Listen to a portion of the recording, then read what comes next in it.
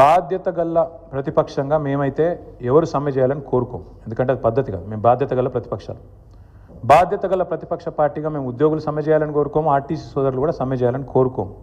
ప్రభుత్వాన్ని మేము ప్రార్థించేది, విజ్ఞప్తి చేసేది, డిమాండ్ చేసేది కూడా ఏమంటే ఖచ్చితంగా మీరు వాళ్ళకి ఇచ్చిన హామీ నెరవేర్చండి.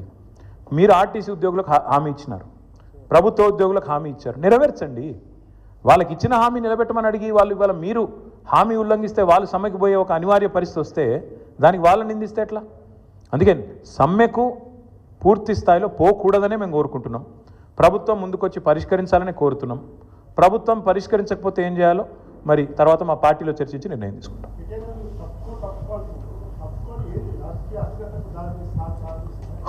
ఇప్పుడు బాగా స్థిరంగా ఉందా రాజకీయం? రేవంత్ రెడ్డి వచ్చినాక ఏది స్థిరంగా ఉంది బ్రదర్? ఆయన కుర్చీ కూడా స్థిరంగా లేదు నిజంగా చెప్పానంటే. అందుకే 43 సార్లు ఢిల్లీకి ఎక్కే విమానం, దిగే విమానం. ఈ రాష్ట్రంలో ఇప్పుడున్న పరిస్థితి ఏంటంటే ఏ మనిషి కూడా ఈ రాష్ట్రంలో ప్రస్తుతం సంతోషంగా లేడు. పోనీ రేవంత్ రెడ్డి అయినా సంతోషంగా ఉన్నాడు అంటే నేను ఆయన ఫ్రస్ట్రేషన్ అంటే మాకు కూడా డౌట్ వస్తుంది. ఆయన నిజంగా ఆయనలో ఒక అపరిస్థితుడు ఉన్నాడు. నేను అసెంబ్లీలో కూడా చెప్పిన, మళ్ళీ కూడా చెప్తా ఉన్నా. ఒక రాము ఉన్నాడు, ఒక రెమో ఉన్నాడు. ఒకడు అట్లా మాట్లాడతాడు, ఒకడు ఇట్లా మాట్లాడతాడు. ఒకడేమో అప్పు ఉడతలేదు అంటాడు, ఇంకోటేమో 1,70,000 కోట్ల అప్పు చేసిండు, నెలకు 10,000 కోట్ల అప్పు చేస్తున్నాడు. అందుకే ఎవరు కరెక్ట్ మాకు అర్థమవుతలేదు. మరి ముఖ్యమంత్రి గారు 18 గంటలు పని చేయబట్టి నేను ఆయన మాట్లాడుతుంటే నాకు ఆశ్చర్యం అనిపించింది. పేపర్లో చూస్తే కానీ తెలియలేదట ఆయనకు సమరం డిక్లేర్ చేసిర్రు అని.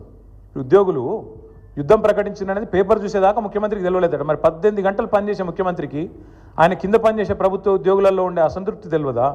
లేకపోతే ఆయన కింద పనిచేసే ప్రభుత్వ ఉద్యోగులకు ఇచ్చిన హామీలు మర్చిపోయిందా?